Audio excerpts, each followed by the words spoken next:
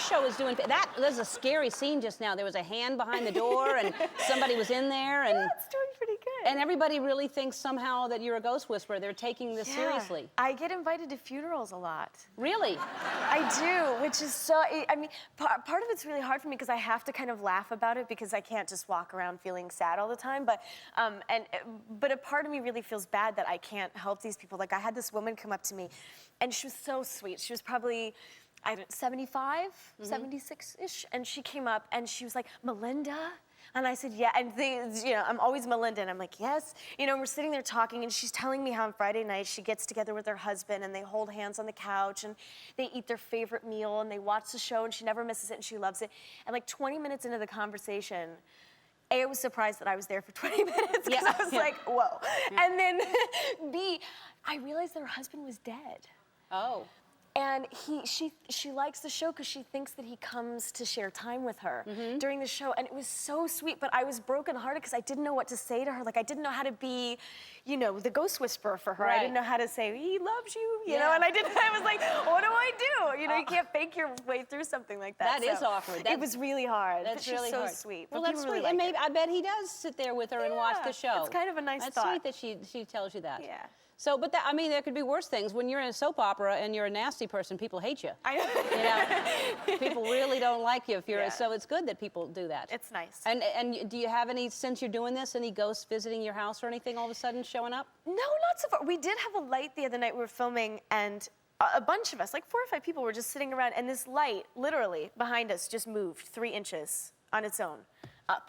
Like up, not where somebody was pulling a cord and moving it backwards or anything. It literally scooted at us for 3 inches. I bet the union guys were mad. They're like, who's touching our light? We're supposed to do that. Yeah. Your birthday was recently, right? Yes. How old? 27. Very exciting.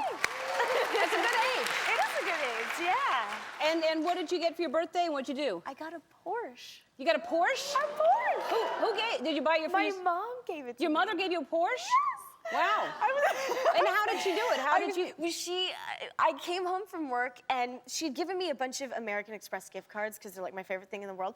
And so I went shopping and I was like, oh, this is awesome, and I thought that was it. And I came home from work. It was a really long day and they kind of kept me longer than they were supposed to at work. And she says, well, are you ready to go to dinner for your birthday? And I said, absolutely. And so we went to dinner or we were getting ready to go and she goes, well, we should take your car. And I was like, okay. I said, but I have a Mini Cooper. Like, how are we gonna fit all these people in the car? And she goes, no, we'll take your Porsche. And she handed me the keys. But the sweetest thing in the world is that she called my grandmother to tell her, and she was like, I'm getting Love a Porsche. And my grandmother goes, oh, that's fantastic. We will swing on that for hours.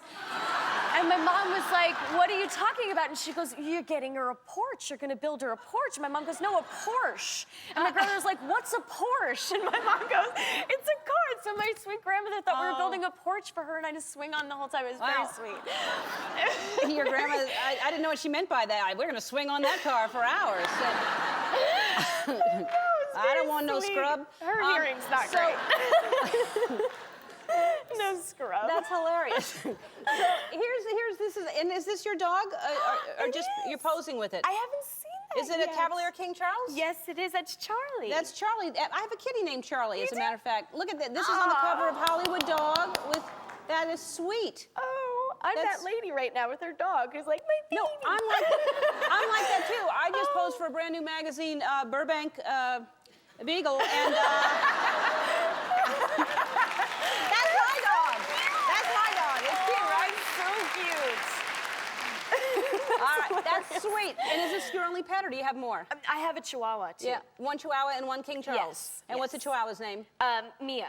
Mia. But she's like the largest Chihuahua ever. She's 18 pounds. That's unhealthy. It is unhealthy. Yeah.